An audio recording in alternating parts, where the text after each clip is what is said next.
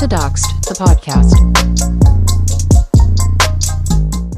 So it's just a whole CPTSD disaster. D for disaster. Yeah. But I don't feel as much fear and anxiety around it now as I did like back in January, because that was a very different situation. And I don't know why I don't feel as fearful now, because it's escalating in a different way. You'd think I'd be more scared now. Maybe it's the Lexapro. I don't know. It's still just ongoing daily stress.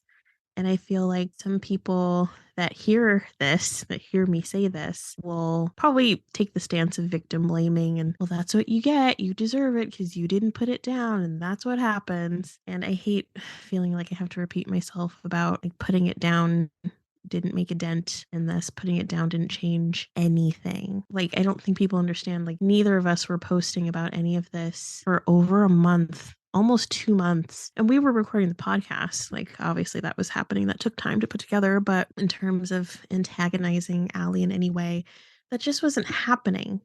And it still escalated anyway. yeah. But I will say, I am excited that we launched. We launched early. Yeah, that was cool. I feel like really proud of us, actually. And I think there's a lot of positive stuff to say, even though there's a lot of shit hitting the fan too. There's a lot of good feedback that I got. I hope you got some too. And there was a lot of stuff to be proud of, like a lot of metrics to be proud of, and a lot that we did, I think, ahead of schedule and of really high quality. I'm really proud of us and really proud of this project, what it is so far, and still very much motivated to keep going and keep going strong. But yeah, releasing early was like badass, I think. You know, I think that's going to be kind of a first half of a season for us at this point. We got that done in an ungodly short amount of time, and then very high quality. It's really, I don't know, she goes off a lot about how it's terrible. Everything that we produce is terrible quality, but yet she won't listen to or read any of it whatsoever. And, you know, consider the source on that. I think that what we put out is like a total work of art. And then the metrics, like according to what I read, we were in the top 5% of podcasts in terms of downloads for the first week, which is amazing. Yeah, the podcast world is very different from social media and what success looks like in social media metrics. Podcasting is very different. So in terms of podcast analytics, we're actually doing really well, and we have a lot to be proud of. I think we should also mention the whole thing about launching early, because we had advertised. I mean, we're barely advertising, but we had put on our branded content that we had planned to launch on May 5th. And we really knocked out a lot of content and graphics and our episodes and editing and blogging and all of that stuff, just kind of banking it. And I think it was when we had an Instagram. We have an Instagram, but there was nothing posted on it. And then I had come up with the idea of changing my unhinged and dysregulated TikTok to the Doxxed the Podcast TikTok, because sometimes it can take a minute to grow a TikTok account, and you never know what's going to pop off and what doesn't, what the algorithm's going to do. So I thought, well, to give us a leg up with like the different features that can be unlocked on TikTok when you have a certain amount of followers, let's just change my podcast TikTok to this podcast TikTok. And I wasn't posting on that anyway, because there were a lot of I want to call them energy vampires from Allie's camp, just attacking anything I'd post anyway. So I hadn't posted on my TikTok in like, God, almost 2 months. So I decided to switch it to the Doxxed the Podcast main TikTok. And then you had a secondary, like After Dark TikTok.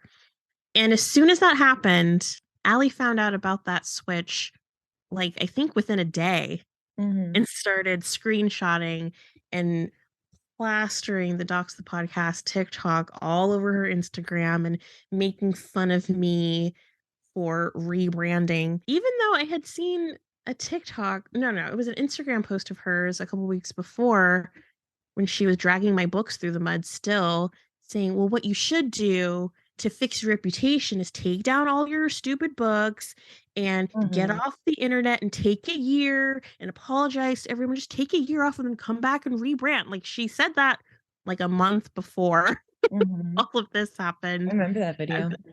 And then she considers Doxxed the Podcast as a rebrand of mine.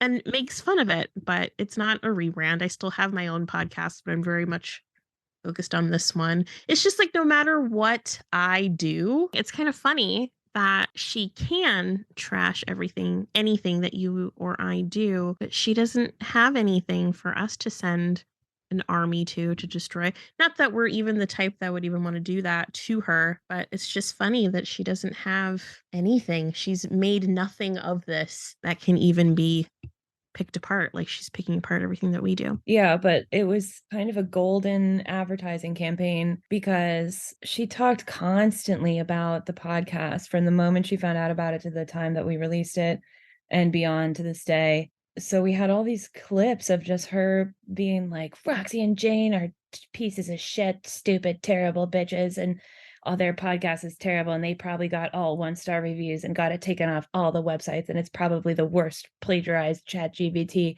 nonsense.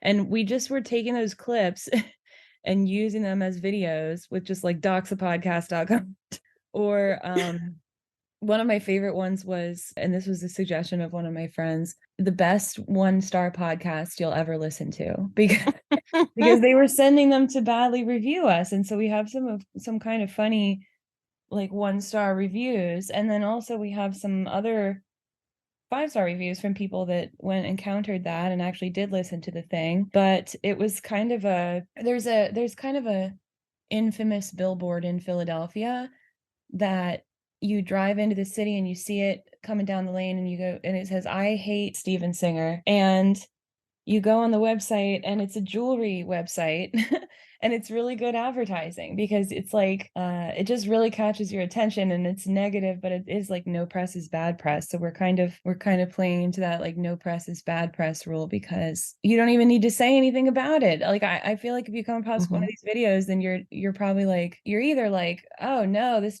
people seem terrible, I gotta tune in and see how terrible, or Yeah. you're like, well, I gotta hear the other side. So either way, it's kind of beautiful. She hasn't been able to stop talking about it. Yeah. And a lot of people, when I say a lot, I mean literally her army of four. And that's kind of all we're really getting in terms of like engagement on the Instagram is just people who hate it right now. Mhm. But a lot of those people look at our Instagram, which are just reposted clips of Allie absolutely trashing the podcast. And they look at that and think that we are bullying her. Oh, And yeah. they think that the whole podcast is just a big bullying campaign against Allie. It's Well, like there they was completely missed the part where we have been absolutely being abused by Allie for months. This is month 5 now of this. yeah, and it's escalating. It's not even just sustained, it's escalating. And one interesting thing that did happen too, and, we're gonna have to balance our energy around all this, because these people, all of these people that do this kind of thing, the whole kind of people that smear campaign other people are energy vampires. They glom onto you, you can't shake them. Terrible. Mhm. And there was a whole other unrelated smear campaign situation that kind of glommed onto us and got my Docs After Dark TikTok banned, because totally unrelated. We just kind of encountered through the magic of the FYP, I think, somebody else going through a remarkably similar situation to ours. And Mhm. some of the people that are targeting her ended up crossing over into our people, duetting some of our troll. Well, first thing was I had commented just some little comment of support in that person's campaign, and or in that person's video, in their target's video, from what I can see, from what I'm witnessing. And the people that were targeting her started tagging us in like 15, 20 different videos in a day. Who does that remind you of? And then Mhm. you'd look at the videos and you'd be like, what am I even looking at? Doesn't really seem like this feels like it's supposed to emotionally make me discredit this target person, but I'm not seeing anything too real behind when you really listen to it. And so then I wasn't taking them very seriously. Well, then next thing you know, they're duetting Pixie Frogs. They're Mhm. duetting some of our trolls, and they're like, oh, look at what. So they basically have gone in and like they're like triangulating anybody that might be a potential ally to this target. And so I've been thinking about this because I think we're planning to kind of move forward with this, and I think we're going to have to focus on this whole situation while it's still escalating, but there will be a time after this. And I think we both want to still do this, an extension of this project after this. And part of that would be talking to other people who've experienced this kind of thing. And that's going to involve sussing out the victims from the abusers. And we might end up being wrong and make the wrong call sometimes. But what I'm experiencing and noticing from just the first couple of people that we've kind of encountered with our new branding and with our new idea, who are saying, hey, we would like to talk to you, maybe, it seems like red flags.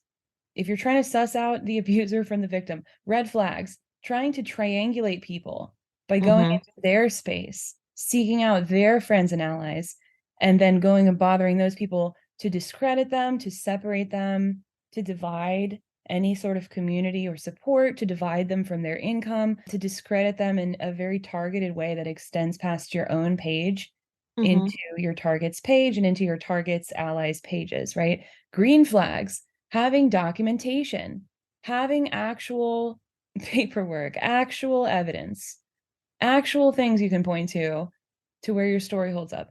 And I think you mentioned, I think we were talking about this before the recording, but a story that holds up to questions, a story that is able to be, you are able to ask questions and have them answered and they make sense. So I don't know, I guess we'll continue to learn as we go, but anyway, that whole unrelated secondary smear campaign situation, which now they're like glomming on to us, trying to smear us, or they know nothing about our project. They literally just know that we went and commented like one support comment to their target. And that the video of the target wasn't a video of her bashing anyone, trying to triangulate anyone. She wasn't dragging anyone's name through the mud. So the comment you made in just like support of her wasn't in support of her bashing anyone else. It was just like some educational video about narcissism, no names mentioned, nothing like that. Yeah. And I just was like relatable. And then therefore we got tagged in like 15 videos, and then we're getting smeared all of a sudden and duetted by our trolls or duetting their trolls and like whatever. I think that we're starting to notice some differences here in the behavior, right? And it's about going outside of your own space where you can tell your own story all day and night, trying to control other people's support systems, trying to control their income. Being able to ask questions, being able to get answers to your questions, and the difference between like the victim and the abuser. We get asked questions all the time. We get asked loaded questions steeped in whatever stuff Allie is making up about us. And the whole burden of proof thing comes into play where they can just make a wild claim when we're expected to answer to it. And that's not exactly what we're talking about in terms of like your story being able to like your story holding up being questioned. And what I'm noticing about these really terrible cyberbullying situations is like the questions and the answers say a lot about who the victim is and who the target is. It depends. It also kind of depends on the question. Like, for instance, you can ask us questions about anything that we're going through, but what a lot of people ask us are questions about claims that Allie's making about us that really can't be answered with any other answer than, well, that just didn't happen, or that's just not true. She made that up. There is no explaining whatever lie Allie is making up about us. But any question you ask Allie about this, you either get blocked or you get berated or you get lied to. Yeah. So you have to be kind of discerning. And you can also tell the energy of the question you're being asked. But it's an important differentiation to make.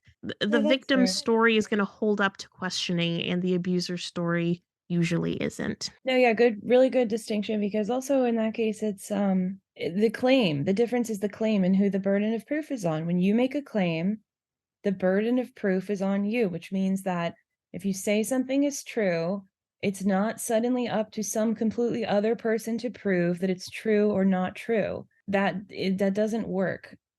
And it doesn't work because it breaks logic. And there's been a lot of that. There's been a lot of just this undue expectation, which really is just another way to steal the energy and power from people who are being targeted. So that's one kind of question. There was somebody in our YouTube, not even gonna name the account, it's like some burner YouTube account that's just going off about all of these I think we talked about it in the logical fallacies episode, but fire hose of falsehood, where it's just and unloaded questions too, like questions where there's no right answer. Like, did you make this choice before or after the slander started? It's like there was no slander. Stop.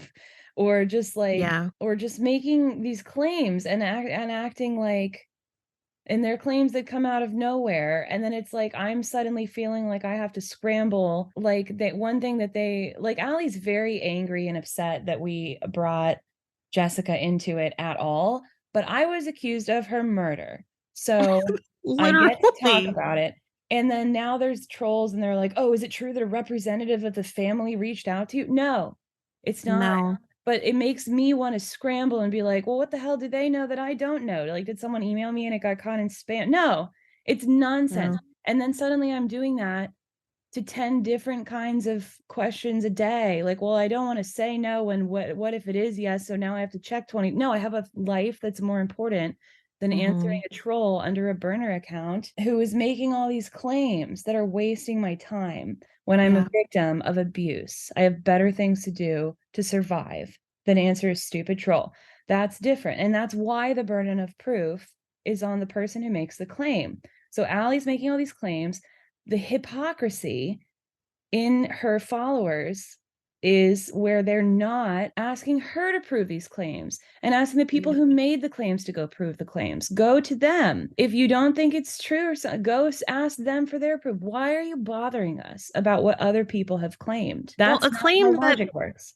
Allie is making about me recently is that she heard from someone, of course, it's just a random someone always, that I must not be sleeping. And if I'm not sleeping, it's because I have an Adderall problem. And for some crazy reason, Allie has taken that and run with it on her social media, spreading the rumor that I'm abusing stimulants. I'm abusing Adderall. And I have this long history of abusing Adderall. But the funny thing is that Allie's been very open and very public about her past of abusing Adderall. Don't believe me? Just search her on TikTok. She has old TikTok videos from former accounts of her talking very candidly about her history of abusing Adderall. Yeah, she bragged. This isn't slander.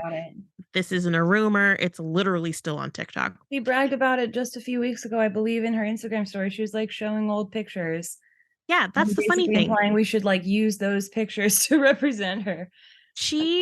As she's spreading this rumor about me being strung out on Adderall, she's posting pictures of herself having been strung out on Adderall and saying in the caption, oh, I hope Roxy's not feeling like this. I hope Roxy's okay, posting pictures of herself in the depths of her Adderall abuse once upon a time. And it puts me in this position of like, oh my God, she's telling people I'm a drug addict. And I feel like I have to explain myself when I don't have to explain myself. But that's a horrible rumor to spread. It's damaging to say that. And for the record, I don't have a long history with Adderall. I was on Adderall in a 2-week trial earlier in 2022 when I was first diagnosed. It was too much for me. I was on Wellbutrin for it, which is like an off-label use for Wellbutrin. And then, God, maybe back in February, I found a new psychiatrist and they prescribed me Adderall. I was on it for 2 weeks and now I can't even get the Adderall that I need because there's a shortage. So I don't think anyone's abusing it because no one can even really get it. But the fact that I even feel compelled to have to explain myself because someone's spreading a rumor that I'm a drug addict is crazy. And she does stuff like that all the time and then points at us for defamation, that we're defaming her when we're literally just describing our experience of her and what she's doing and what her trolls are doing and continuing to do. But we're called bullies when not even 24 hours ago, she had posted like 30 stories on her Instagram about how I'm strung out on drugs. What the fuck? Yeah. And it's just weird projection. And that's what the fire of the falsehood is. That's what it is. when it's just so many, like, we could make this entire podcast just about refuting all, like, mythbustersing all of the things that are said about us every single day by this person and her followers. I mean, it's gotten absurd. Like, it has gotten to unreal levels. Mm-hmm. And it's totally affecting it's creeping into everybody's real life. One thing that's really very frustrating to me is any kind of pushback. Shame on you all. Any kind of pushback about how we shouldn't be getting paid for this. And that was tying into some of this, like, because we mentioned Jessica. First of all, we put hundreds of dollars into building a foundation to even tell this story of our own personal money when we don't have that necessarily and have not been paid a cent.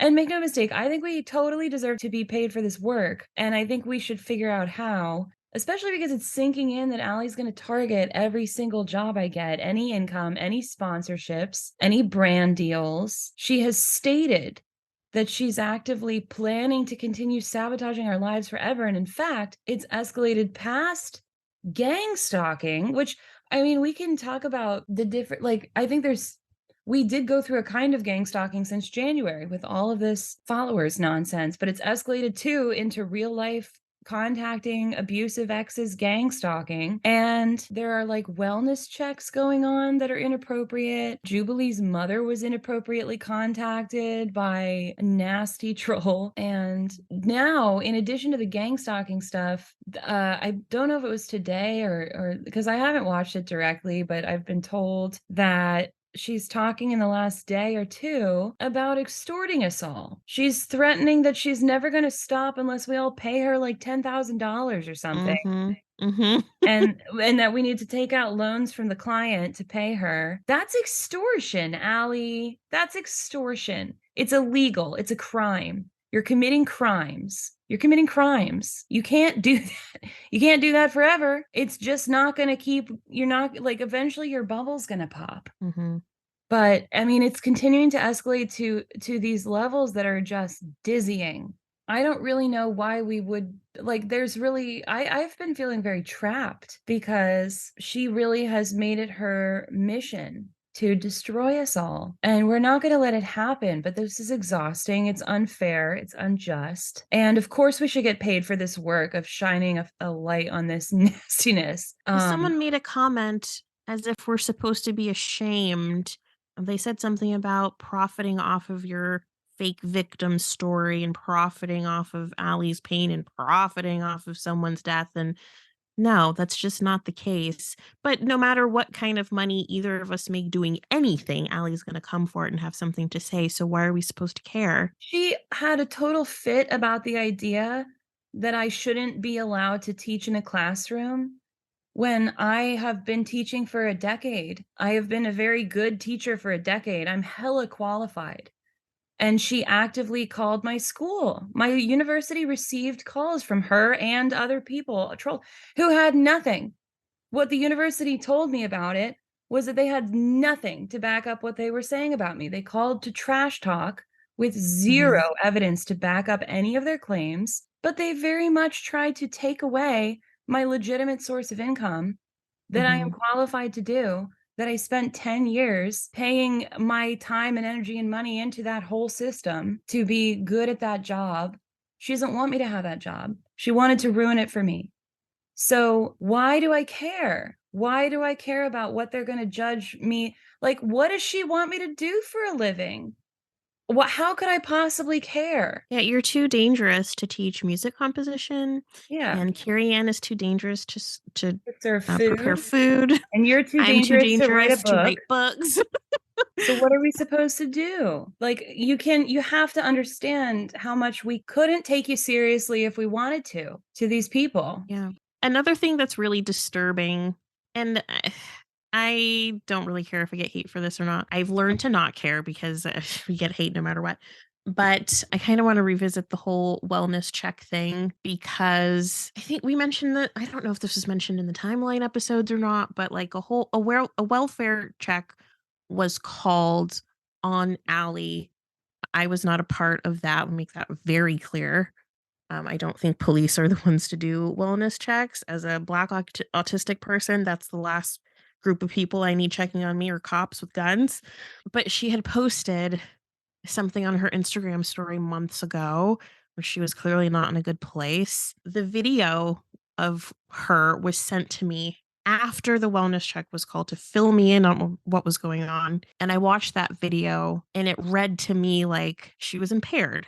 It didn't read to me like a cry for help or she was in danger. It just read to me like she maybe had a little too much and she was impaired. But people were worried, I guess, worried enough to call a wellness check on her. Not just of the targets of hers, but even among her friends. They were concerned and also called a wellness check. There was more than one group of people calling to check on her. And also keep in mind, she does not live alone. She lives with both of her parents. Like she's well taken care of. If anything was really concerning, she's not alone. But I say all that to say that now it's become a trend within this situation to weaponize the wellness checks. And it's just gross to me that the cops keep getting called on different people because it can escalate in a second. It can become dangerous. It can become deadly. Police brutality is a whole thing.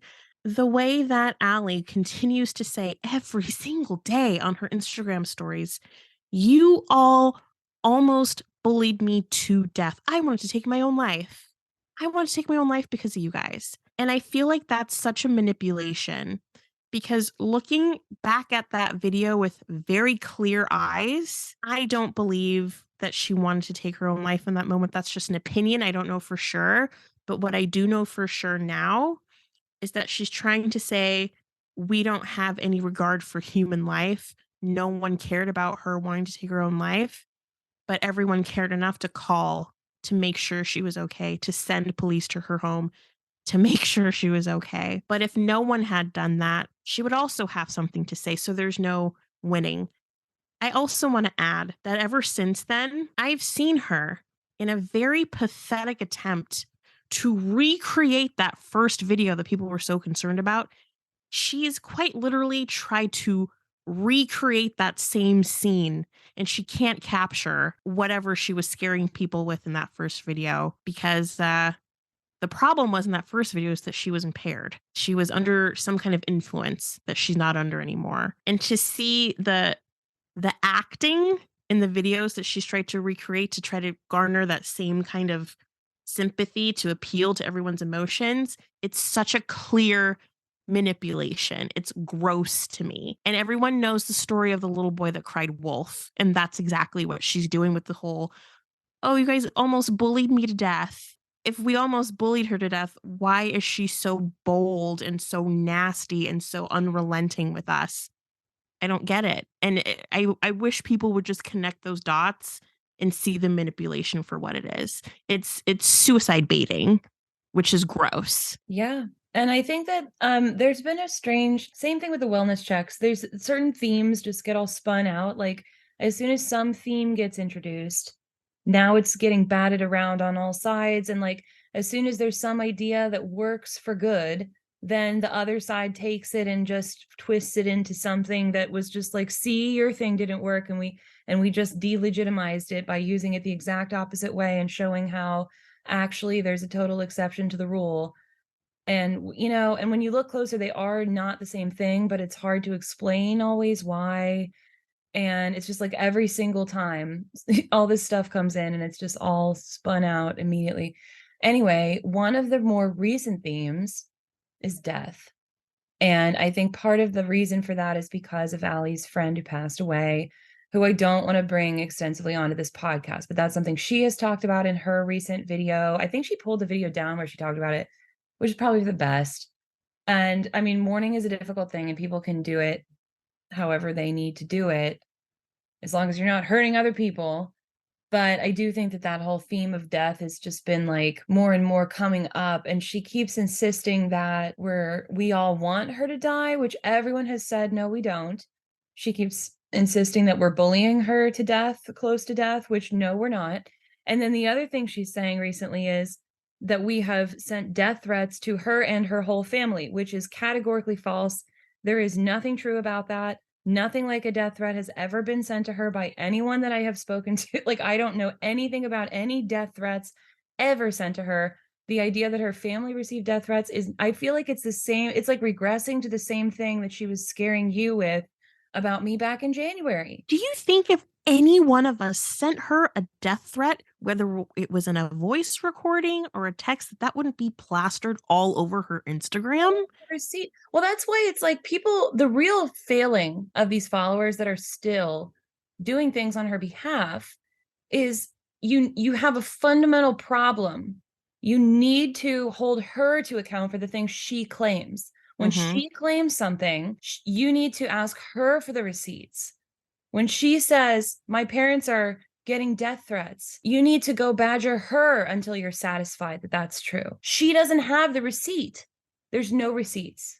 And it's not a matter of her not posting it because she doesn't want to trigger people, which I understand. If you get something really heinous sent to you, you trigger people with, maybe you don't post it. No one that I know of, sure as fuck not me. I did not send her any death threats nor her parents. But if she had proof of that, guaranteed she would be on TikTok right now posting that everywhere. She'd be on Instagram right now posting that everywhere. Are you kidding? Yeah, I mean, I'm almost surprised that they haven't tried to fake it, but nobody that I know of. And if somebody did send her some death threat, she did think that a bunch of these burner fake accounts were me, and they're not. You have no proof. I bet you money it's not the same IP address because I have nothing to do with any of that shit. So prove it. Prove your claims. They're nonsense until you prove it. And it is hundreds of nonsense claims at this point, to where it's like, this is not a source for information. And the fact that people keep taking it as a source for information and believing her without listening to the other side. People keep ragging on our podcast. It's 16 hours of bullying Allie. No, it's not. No, it's 30. It's over. Yeah. It's so many more than 16 hours. And they are not all focused on Allie. They are focused on our experience. We exist and we get to have an experience that we get to talk about. If she got all these death threats from me and from you, why is she only focused on the trademarks and extorting us for money? Yeah, I said that because there was this clip that she had where she was like, "Oh yeah, I have barely anything, so you guys certainly don't have anything," which is projection. But then she's talking about how she might have some kind of civil case, and then at that time I was like, "Well, what happened to all my stalking you? Why don't you have a criminal case? Why aren't you even talking about a criminal case anymore?" But at the same time, she's very literally, very much with her words, and we do have the documentation and the receipts and the evidence that shows exactly that what we're saying is true every single time. She, in a video, said that we're all sending death threats to her and her entire family. It's categorically false. Just like so many other things, just like pretty much everything else she said. And it's as easy as asking for evidence and actually checking that the evidence proves the claim that is being made. None of the followers are doing that. It's harmful, it's dangerous, it's abusive of them to continue to be hypocritically just listening to her. There's nothing else for it. That wasn't true at the beginning. There were people that were still in her following at the beginning. I can easily see, especially now after talking to people for this project, I can easily see how, from your perspective, you wouldn't get what was going on. And I've even been thinking in recent days about stuff around cancel culture. And I think I've definitely seen comfort creators with rose-colored glasses before. It's very easy to just look at somebody and take the positive out of what they're doing. And of course, forgive them for whatever you perceive as flaws. But suddenly, if you realize that that person in real life is a terrible person and you start looking at their content again, and this has happened to me with a few different people, then you look at the content and you're like, oh no, it was always there. They were also this kind of dangerous, whatever, like it was always there, but I just didn't acknowledge it because I thought well of this person. And I just kind of thought in black and white and forgave them for all that stuff. And suddenly I can see it the opposite way. I think anybody is cancelable. I really do. Yeah. But it's very easy to just see your favorite creator through rose-colored glasses. So I think early on, sure, plenty of people were just not paying that close of attention. And that's okay. I can totally forgive that. The problem is the people now, the people still doing it, people who still are refusing to listen. And you can tell like what's going on the surface. Like this one troll who went after Jubilee in particular, unless somebody's impersonating her, which I guess could be possible. But apparently, allegedly, this one troll went and contacted Julie's mother.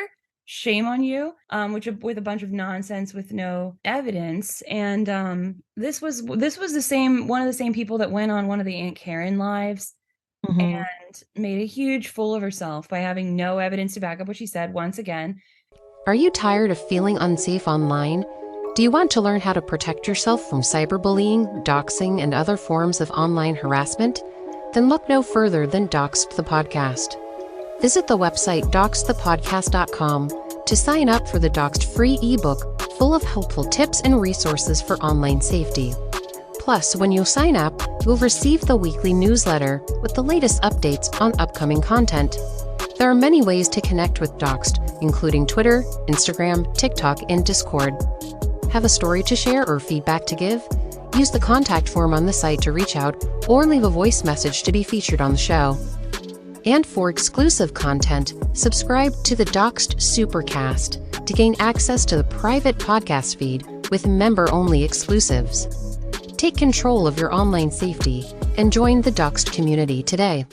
And Aunt Karen calling her out was some of the funniest moments of the first live, I think, because she was very inconsistent about the standards she was holding Allie to versus standards that she held other people to.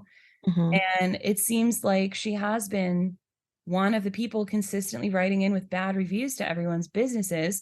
And she also tried to make a video like shaming us out of doing the podcast and acting like she had some kind of dirt on us that would make us regret releasing it, which she doesn't.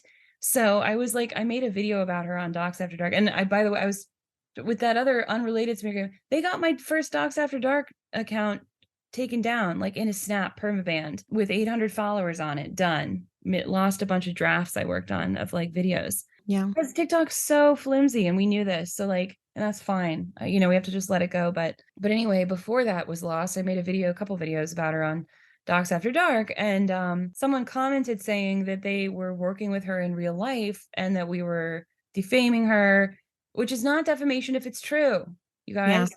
So, but then I clicked in on the person's page who was like saying like, I've worked with this person in real life. And what was their whole wall of their TikTok page?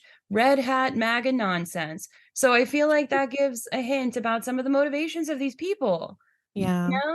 I feel like there's a picture here. I think people also need to use a little more common sense and understand that if you do something shitty and abusive to me, and I describe a point by point summary of my experience of you, that is not me defaming you. That's me explaining my experience of you, me describing my experience of you, processing my experience of you is not me defaming you. Like, I don't understand why people don't get that. If you're shitty to me and I describe that and you don't like it, don't be shitty to me. And then I can't describe you being shitty. It's that simple. No. And like, and you can get people wrong and stuff, but like, I also think a difference is, there are things that are provable lies.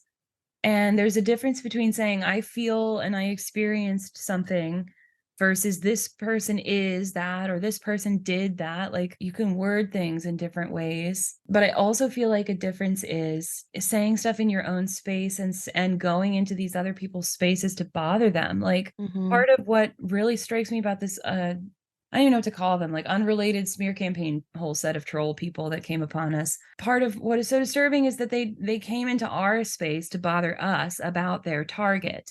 That's very different than them talking on their own page about their experience of their target. Yeah. Talk all day and night to your friends about it. Talk all day and night. But it's weird. Not only did they come onto my thing that I was running on there, I believe they also came at you. I was scrolling through my FYP on the main Doxxed account, and I'm very much into like the Bravo verse, like all those Bravo TV shows. And right now there's a scandal going on called Scandival, and it's about this guy named Tom Sandoval who cheated on his girl. Yeah, he cheated on Ariana, and it's like the whole Scandival thing. And there's a TikTok of him with his band performing their latest performance in Long Island, and the crap, there was all the seats were empty. It was pretty sad. And I made a comment on that saying, and the crowd goes mild. It was a funny comment. And so a lot of people were like replying to my comment. And one of the people involved in this whole other smear campaign was like, oh, funny to see you here. I've listened to some of your podcasts. By the way, this person is a terrible person. She's evil and da-da-da. Yeah. And I just stared at that comment, like not knowing what to say. Like, not only is this TikTok completely unrelated, this is my like guilty pleasure reality smut TV that I just want to laugh at and leave snarky comments with all the other people that hate Tom Sandoval right now. And like, I have to address this like whole other smear campaign against this lady that I really like, who's been really kind to us, who's going through the same thing we're going through.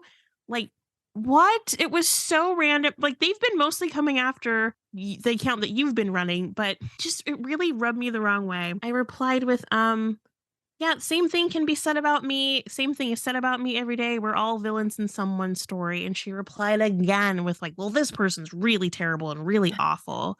She really reply again? Yeah, I thought that yeah. was the perfect reply from you. I was like, I couldn't have answered it better myself. But it's like these people want to infiltrate and invade. And it's like, we're feeling this colonizer energy, you guys. Like, you're not slick. You think you're slick. You're not slick. When you behave like that, it's really easy to see who the victim is and who the abusers are. Yeah, because meanwhile, the other side of things is like, here's all my tons of court documentation. Here's my careful, meticulous explanations of what happened here. And here's me carefully trying to, and also like having the wrong burden of proof. Like, here's all these other people making these claims about me. Please please give me a chance to explain to you why they're totally false and nonsense. And here's all my court documentation. Like, there's a difference of the two sides. Also, I have not heard her once bash any of these people to me. I still don't know the details of what's going on with her and all these people harassing her. That says a lot about her and a lot about these other people. Yeah, yeah. And I think a lot of times, like, I think a lot of people in our situation too wanted, like, even with a lot of the burner accounts, that burner edits and stuff. And I remember thinking this, I think I said it at some point on here. There's a lot of times when you come across a video and you can tell it's meant to elicit some kind of emotional reaction. And I think a lot of people get got by that kind of thing. And I don't know if it's an autism thing, but I just don't usually. Like, I'll just look at those videos and be like, I don't really, like, I get that you want me to be mad at this person, I think. I get that you want me to, like, think this person is bad because of the emotion of what you're setting up here, but, like, your evidence isn't giving me that. And I just see right past, but I feel like a lot of the people will see that video and just be like, oh yeah, I'm mad. That was the first thing I got told, and I'm mad now about this person, and get kind of tricked. Anyway, I saw kind of the same thing playing out with that too. Like, I don't know if it's just like, I don't know if it's an autism thing or what, but I feel like some people just really don't see through it and really do just kind of whatever side of the story they hear first, that's the one they're going with. That's the one they believe, ride or die. No critical thinking, all based on emotion. But yeah, a lot of parallels in that situation. And I'm sure there's more. I'm sure there's like a lot of this kind of situation that plays out because I think it's types of people.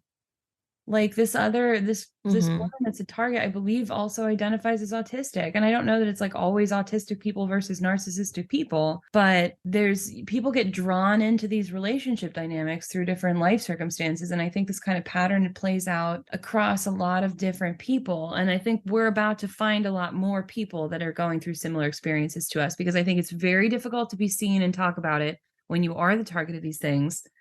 And I think it's going to be one of those like Me Too moments almost, because I think there's a lot of it going on under the surface that part of the experience of it is being silenced until there's some kind of tipping point, but I think it's going on everywhere. Yeah. And I feel like it's because we're both targets right now. So maybe my perspective is a little biased, but I feel like it's so clear to see who the victims are and who the abusers are, because the victims tend to be the quiet ones.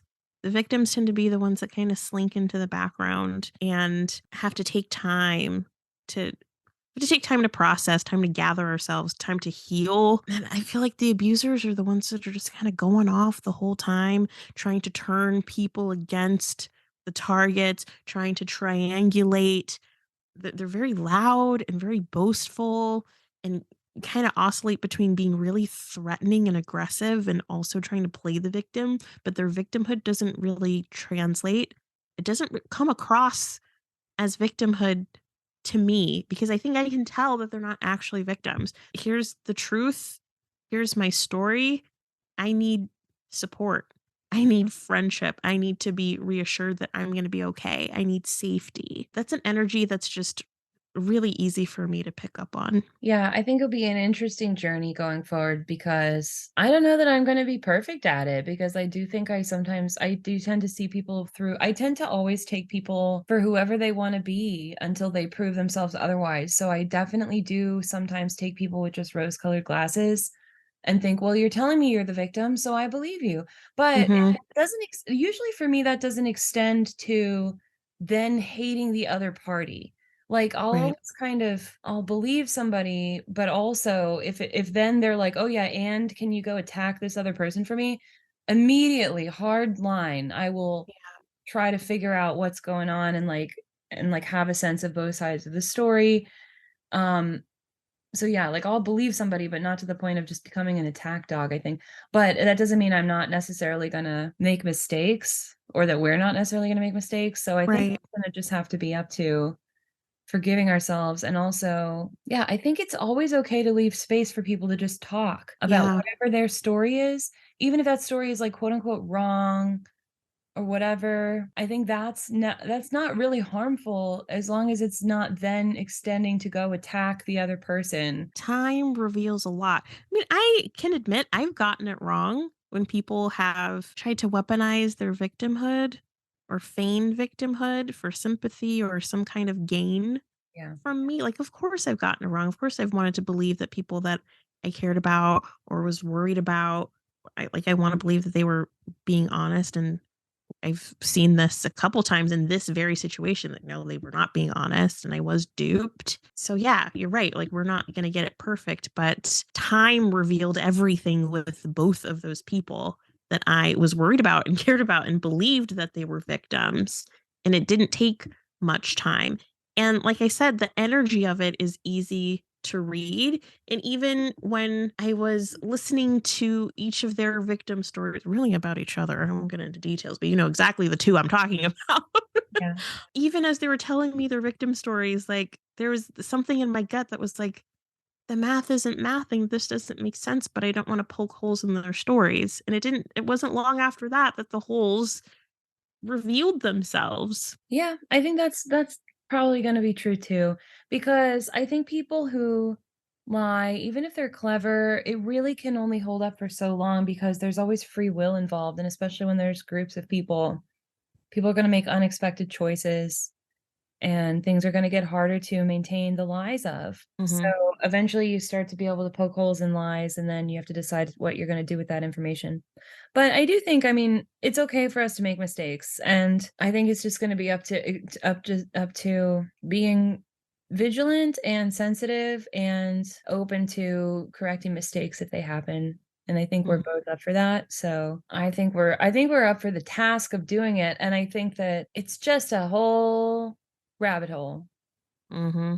I think we've only so far talked about lol cows on a bonus episode, if I'm Yeah. not wrong, but that's a whole rabbit hole, and I think it is deeply intertwined with our situation here, You and know, I had a thought earlier today about the lol cow thing and the way that Allie just like throws out crazy claims so confidently with so much conviction, even though it's like, what the fuck is she talking about?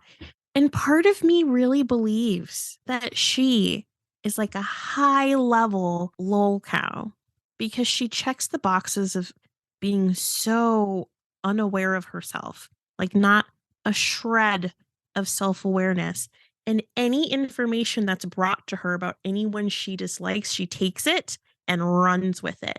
And I feel like there are people just feeding her nonsense about everyone she doesn't like. And she just takes it, makes an ass of herself on Instagram and now on YouTube, and people just milk it for laughs. I think there's people dedicated to just who know how gullible she is when it comes to people that she hates and are just telling her just random rumors about each of us, knowing she's going to make 30 Instagram stories about this. She's going to make a 2-hour YouTube video about this.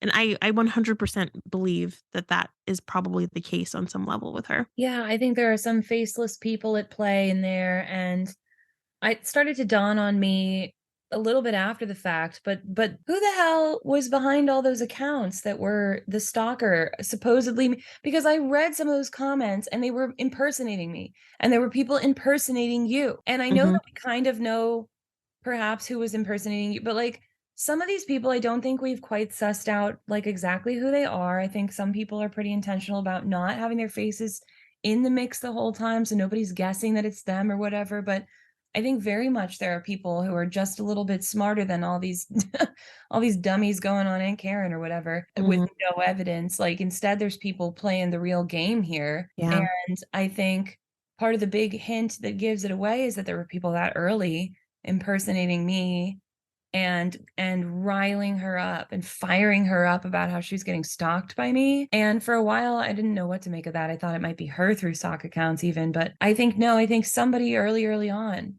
was thinking, how can we spin this wildly out of control? Because it is like somebody that you can kind of tell that you could push it into this whole like whatever this is, psychotic break question mark. Like you could tell that somebody was predisposed, that you could get them to that level. And I don't think either of us means, if we're saying she's a lol cow, I don't think either of us means that in a derogatory way. In fact, that term has been kind of just horrifying to me as the whole time it's sat in my brain as part of this project. And really even before that, part of the reason I didn't think about it a lot before then is because it's kind of existentially horrifying. It's kind of, it's very dehumanizing. And it's I feel that it's basically seems like a slur to me against, I think it's tied to like autism and autistic people, even maybe like intellectual differences. It reads to me like a slur. So I don't think either of us means it like in this derogatory way, but just in a descriptive way of like there's a complete lack of self-awareness there, which could easily be taken advantage of. And then where we're just kind of like offshoot secondary casualties of the situation of that, but it really makes a lot of things make sense if there were people in here from early on trying to guide it because it was their own personal TV. And I'll even say this now, there's this troll on our YouTube who specifically mentioned, oh, there's a private Reddit where all this stuff is getting released that you now have to answer to. No, I don't care to answer to whatever other people are saying, but there's some private Reddit. Yeah, well, that's not a surprise. Probably some Discords, probably several Discords, right? Not a surprise. And we know who's in there. We know all the trolls that are in there. The blind leading the blind with all their false information and stuff. We know. I think we know a lot of them. But yeah, they're behind, they're behind privacy walls, and they're faceless and they're nameless, and they're sort of, I mean, some of them are not smart enough to keep themselves hidden really, and might be surprised what we know, but also a lot of them are just, I mean, yeah, like that's the exact behavior of people that do the lolcow thing, the kind of trolls that do lolcow stuff. That's what we saw it happen in real time playing out with X, who we haven't mentioned yet, but that person who was impersonating me and like Photoshop some shit and then sent it to X to rile up X, knowing that they could spin them off into oblivion and they'd go straight to their TikTok and talk about stuff. And the same thing is happening with Allie. They know what her triggers are and they know what she'll do when she's triggered, and it's all for their entertainment. How many videos have we seen of Allie saying, please don't send me anything. I can't see what they're talking about. My brain can't handle it. And then 2 minutes later, she's making 40 Instagram stories about new stuff that was sent to her. But it's not even always new. Sometimes it's stuff from weeks ago too. Like whatever will be spun out. But I do want to also say about X that they were making some comments on our YouTube. I'm not sure if they deleted them or they got caught in the filter, but I saw them in my like alerts or whatever. And one thing they said was like, I think that there was misunderstandings between us. And the thing that I'm frustrated with, that I want to convey about that, is that perhaps there were, but it's not a safe friendship when some of those misunderstandings can happen, because they wouldn't have happened if people had used critical thinking on some of these questions. I mean, some of this stuff around this fake account, the whole drama could have been avoided if we just used critical thinking and were on the level together, like operated on the level. But there was all this, like, I think that everybody was like feeding into this drama of like, oh, who can we trust? We can't trust anyone. Every single day, a new no trust. Just like everyone's trying to play 5D chess, and it doesn't help. And so if there were misunderstandings, then so be it. That was hurtful to me, that whole thing. Going forward, that's like not a safe friendship as a result. And I think we both had a soft spot for X because we could see a soft spot. both of. I'm totally frustrated. Because you could see the vulnerability there. Yeah, well, there's a lot of things we haven't got. Like, I see a fellow autistic person. I see a fellow trans person. And I have a fellow traumatized person, too. Yes. And somebody that I do think got, like, used in this situation. But I also wanted to, but then again, it's like I then see people through rose-colored glasses. But then once I learn my lesson, I've learned my lesson. I get bit in the ass when I do that. And I think also a lot of times sometimes people aren't trustworthy because they're not trustworthy. They're about to stab you in the back. Other times people just aren't trustworthy, not because they mean to be untrustworthy, but because maybe they're not aware enough, or maybe they're just not under the right circumstances to be able to provide you and afford you trust, or reward you for the trust that you put in them. And people can be untrustworthy because they're just unstable. And that's not even the only person that I would like bring that up about in this whole situation. There's people that I wish I could trust, that I wish I could feel safe with, that I wish I could just be friends with, and that it wouldn't be unsafe. But yeah, a lot of the situation is unsafe because of mental illness, and it's been really hard and traumatizing on everyone. But yeah, I mean, I guess it's just like at the end of the day, it's a matter of just safety, and it's frustrating. It's really frustrating because I do think there is like a soft spot. It's just frustrating. It was hard to that whole Photoshop thing happened at a really bad time for me. I think that was when I was at my like mental, emotional lowest. That was when I was at my most fragile. Because stuff was unfolding all around me. The abuse was at its peak at that point. And then this whole thing with X and the Photoshop stuff happened. And it was really sad because I never had anything against that person. I never had any conflict with X. So when that happened and they turned against me because of something someone else Photoshopped and sent them, I couldn't even combat it. I didn't have the spoons to like even try to talk to them or convince them of anything. But even as that was happening and I was feeling the way I was feeling, I was like, oh no, they're being manipulated. Like someone got to them. And yeah. Well, I felt bad for them.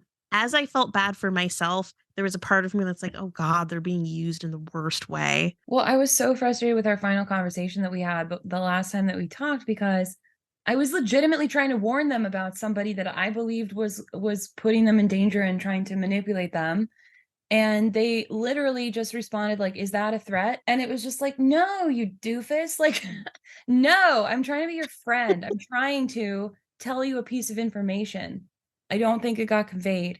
And that had me like ripping my hair out. Yeah, I remember you being very upset about that. I was really upset about it because I had gone to them trying to warn them, and actually one other person, and had just tried to say, you know, I don't feel like this person is safe, and I feel like you might be in danger and need to be aware. And neither person actually took it the way that I thought they would. I got bit in the ass for trying to warn people I thought were friends. It sucked. And you know, so then it's like, okay, that was unsafe for me to like try. Yeah. You know, now that I think about it, there are two people that I tried to warn before things really blew up with Allie.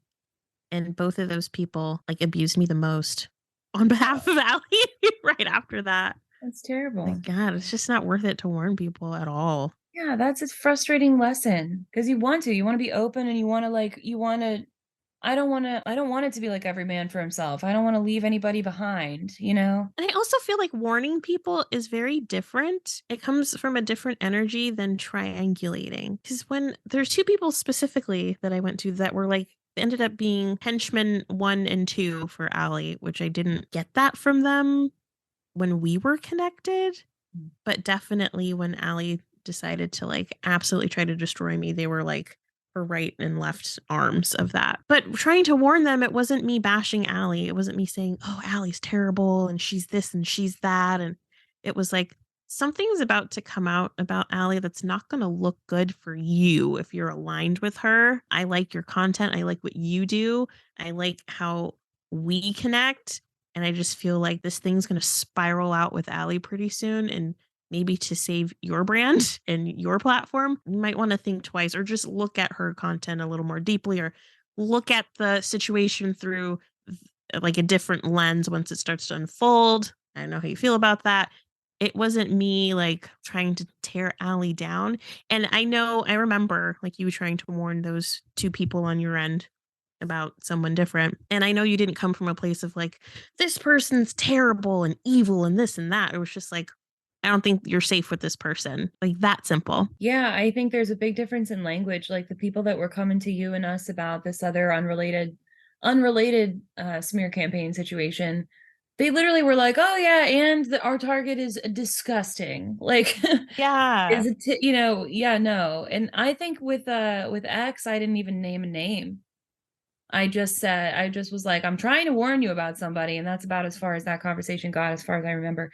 But yeah, the other person I think I was closer to, and I basically just said, yeah, I think I just want to warn you that I think this person's unsafe, because I thought that they were wrapping their business up with that person.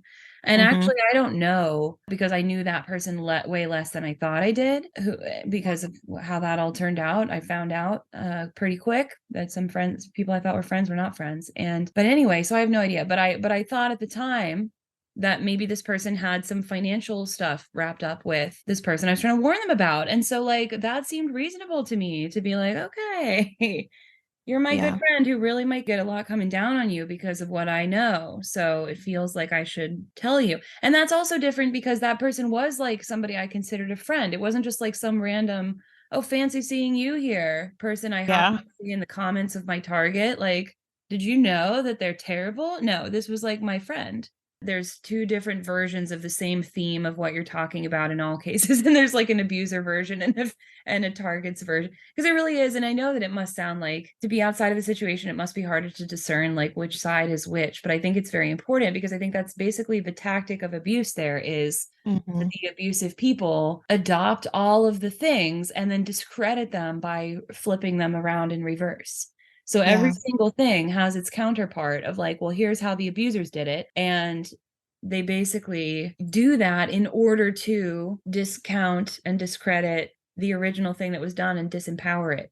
And so that's what's happening in all cases. And so every single time you do something, you have to then step back and be like, oh yeah, but it's not the same as when they do it.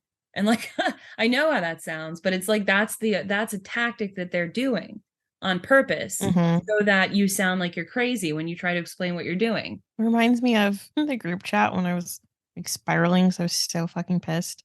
I know no one like really understood why I was like having a meltdown over it. Looking back on it, I think it was eclipse energy. I think my Scorpio was just like scrambling my brain and all my emotions in this moment. But we had seen countless videos with like shared multiple screen recordings in the group chat of Allie just going off on us. And not really taking it to heart because like it's been months of this now. But she specifically would call us stupid bitches, dumb bitches, bitches this, bitches that, stupid, dumb, da da da, whatever. And I can't remember why this happened. So I have a subreddit, and it was like a snark Reddit about Allie. I know I judged so hard. I had a subreddit called Allie Shirts on Cults. And I never intended to do anything with it, but at that time, whatever. Someone else had a snark Reddit about Allie, and I made the snark Reddit just because the title was funny. Like I didn't really plan on posting anything in the Reddit. I just thought like it would be funny if you like tried to search Allie on Reddit and you saw Allie Shirts on Cults. I got slammed so hard for doing that. You did get But slammed anyway, so hard. I made that back in February. It's freaking May now. And just like 2 days ago, someone uh posted in that subreddit, which I thought I had shut down by now because I'm not like on Reddit like that. And they said something about me, like everything I say is bullshit or something like that. It was mean and nasty. And I just replied, dumb bitch, period. I was not having it. I'm not going to go back and forth with you. And I figured it was probably Allie because who cares this much, honestly? Just search around on Reddit that I have not been on in months just to say that to me. Probably because you're blocked everywhere else, probably because you're Allie. And of course, that was screenshot and posted in Allie's story, so I know it was Allie. And she had the nerve to put text across the screen. How dare you dehumanize people, Roxy? You shouldn't talk to people like this. And I'm like, you call me all kinds of sons of bitches every day, but I match your energy a fraction of the way and I'm dehumanizing people. Girl, if you don't get on my face, I was so mad about that. Well, yeah, she did the same thing to me with, and not to go back a million times to my disorganized brain comment, but really, that was in direct response. She was lying. She told a lie. It's the kind of lie that she always tells where you can literally line up a clip and then line up the second clip, and you can see how she says one thing in one clip and the exact opposite thing in the next clip. You can do that for like hundreds of lies. So she told one of these provable lies where you're just like, you lied. And so then I made this comment where I was, and this was like weeks and weeks ago, right? And are you lying because do you not understand you're lying? Like, is it a disorganized brain thing or do you know that you're lying, right? Because she lied. Then she's still on her stories screenshot that from weeks and weeks ago. That's popped up in perhaps 10 different videos now. And she's like, I will never forget that you dehumanized me in this way. And yet also her immediate response to that was, I do have a disorganized brain. And again, I didn't mean she's stupid. I meant your brain doesn't allow you to track the things you're saying, apparently, because everything you say is like this, where you can line it up and it's like you said one thing and then the opposite. And that's an observation I'm having from experiencing you doing that to me and lying about me in that way. And it's a symptom of things. Like I Googled it and there's a whole Wikipedia page about formal thought disorders and how the formation of your thoughts can be disordered. And a lot of those, I mean, not all of those symptoms, and I'm not diagnosing anybody, et cetera, but some of those symptoms sound like, like, and Also, she accused you of murder. well, yeah, Okay. I mean, yeah, and like I'm not trying to have like low blows that like I'm not trying to, like, not that it's like I'm not trying to be petty. Like I think a couple of things I've said are read as petty, but I think that people can speak out of emotion and then maybe that can get petty at times, whatever. But especially with that comment, it's just like, I don't know what you expect me to say. Like what I'm observing is that you are saying two opposite things out of your mouth. So there's two explanations for that. And she's agreeing with me that she has a disorganized brain. So how am I dehumanizing you? What I'm doing is observing that you're lying about me. And that's the point. And all these responses are always meant to just spin it totally out and make it so that it's no longer, the focus is no longer on the problem is, Allie, you bullied people. You lied, Allie. The problem is you did something that was wrong. It's like it reminds me of I don't know if you ever watched the show The Good Place. You know that show? It's a great show. It's like a slow burn a little bit at the beginning. Like it takes, I don't remember, like a whole season even to get into really. But then by the end, you're like in love with every single character. And it's a great worth a watch. And there's a character named Janet who's a kind of AI robot. She's got this kill switch button that you can walk up to and press, and then she regenerates. But she has a defense trigger mechanism thing that when anybody gets physically too close to the button, it like kicks in. And then she basically she flips into like grovel for her life mode, but she doesn't really have emotions. And so there's kind of these funny bits where somebody will walk toward the button and she'll be like, oh, please, God, please, no, don't kill me. Oh my God, I have babies. And you're like, what? And then the person will step back and be like, oh, I'm so sorry. And she's like, oh no, it's totally fine. I just have my defense mechanism kicking in when you get physically too close or whatever. And it kind of reminds me of that a little bit. It's a little bit of a tangent, but it reminds me of the way that anytime you ever try to call attention to something that Allie really did do wrong that was against you and that perhaps she should apologize for, or perhaps she should take accountability for, or perhaps she should reflect on, or perhaps she should be aware of, so that she stops hurting the people around her. Instead, it becomes this like defense mechanism where when you get too close, it has to be about anything except for that. We cannot talk about that. It has to be about anything except for that. And I feel like that was an example of that. And the whole dehumanizing thing, all of it is just like, we're not having the same conversation because it's this weird like hair trigger defense get around actually talking about what anybody else wants to talk about. Like there's some video I saw of her talking. She's saying that somebody said she was too honest. And she's like, so what? Now I'm too honest? No, nobody said you're too honest, Allie. Absolutely Literally nobody. no one. Literally no one said you're too honest. And the other thing, she was like, so what, you're saying I can't be autistic because I make too many videos? Literally no one said that. Literally, absolutely no one said that to you. Absolutely not. It's like a defense mechanism. So you won't think about why people are saying you're not autistic. So you won't think about why people are saying that you should think about these things. Anyway, fired up. Me too. It's stressful, and it's so clearly a problem on, like, she is the problem. And I know people are like, there are going to be people that are not going to see her as the problem. I think we're getting a lot of judgment for this podcast because it seems, what's the word? I don't know what the word is. I feel like it's a lot of content. It's organized, it's well thought out, it's intelligently done, it's professionally executed. And I think it probably looks bad. If you're new to the situation and you're learning what went down between us, and you look at what we're doing and the way we're doing it, and then you look at Allie and the way she's doing it, like, it looks sad when you look over there.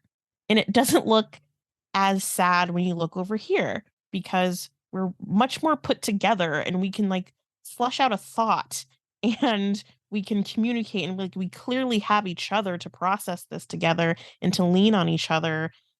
And she very obviously doesn't have that. And if you're a new person learning all of this and like getting caught up in what went down, and you're not seeing her 500,000 follower platform and the 30, 40, 50 videos, 50 TikToks she'd make a day about one person, and the thousands of comments total that everyone would get from her followers, like, it's, when you look at it now and she doesn't have all of that anymore, we probably do look like the villains. Well, also a lot more is going on behind the scenes now, like very much gang stalking, very much extortion, blackmail, stalking. Yeah, threats. Threats to people's children, threats to people's families, threats to people's incomes. These things have kind of moved into the real world where it becomes, when you're in the right about those things too, and you have a whole legal case, it becomes harder to defend yourself in the public sphere because you're tied up in your legal case and you have to be very careful about what you say. So yeah, that's kind of the stage that we're at now, and it's a very weird stage to navigate. I'm glad we have each other to navigate it together because it's unfamiliar territory. Although in a way, it seems like we've been doing this forever together because every day is a million years in Allie universe. But in another way, it's unfamiliar territory. I think the only way out is through. We're both putting some eggs in a basket here. We're both trusting each other. We're trusting the universe and trusting our guts, I think, that we're doing the right thing. I think we're doing something kind of unprecedented. It still hits me that there was that case study about, I don't think we've talked about that on the podcast yet, but a case study talking about how they took down Kiwi Farms, which is a forum for lol cowing. And it was through like a sustained like set of DDoS things by major like different tech companies and different people. It was basically a coalition to take them down. And they kind of did it. They got them dispersed basically and like halved their audience. One thing that also really hit me about that stuff, I think we talked about it in a future episode, but one thing that also hit me about that was that it was like an increase of like 50% on those forums after COVID. So this has become a much bigger problem, like almost overnight. People interested in doing this to other people or in those spaces to be able to. The other thing that hit me about that was that they claimed to be the most sustained action toward taking down an online hate group. Like they claimed to be going on for the longest time, and it was only a few months. And then they said that people pretty quickly lost interest. Even the original people that kind of started the Twitter campaign lost interest. And that was also over. There was like a trans activist that was, I think, targeted and ended up calling for it. And it worked. They put pressure on different companies and it worked. But they were saying that's the most sustained effort to deplatform an online hate group like that. I don't think so. I think that might be us. Yeah. I haven't heard of anybody that's done. So I think what we're doing is pretty unprecedented. And there's a lot of people judging it. There's a lot of people that are looking at us thinking that we're in the wrong. And I don't know any better than you, but I'm trusting my gut. I think we're right. I think we're doing it right. And I think that the only way out is through. I think you're right about that. The only way out is through. And I'm not seeing yet the light at the end of this tunnel, but I'm still putting one foot in front of the other and walking through it, no matter what the judgment is, no matter what the hate is coming our way. But I understand why people would look at us and look at her and think that we are doing the most, because our podcasts don't disappear in 24 hours like Allie's Instagram stories do. Our podcast episodes don't get buried in hundreds of TikTok videos like Allie's TikToks used to operate. Our approach is different. Our approach is sustainable. I feel like we're going about it in a sustainable and healthy way. Our intent, our motive isn't to destroy anyone, it's to survive this, it's to empower each other and hopefully empower other people that have been targets of similar smear campaigns. And I know Allie believes that she's under a smear campaign, and she's welcome to believe that. Anyone is welcome to believe that about Allie. If you think this is a smear campaign, that's fine for you to believe.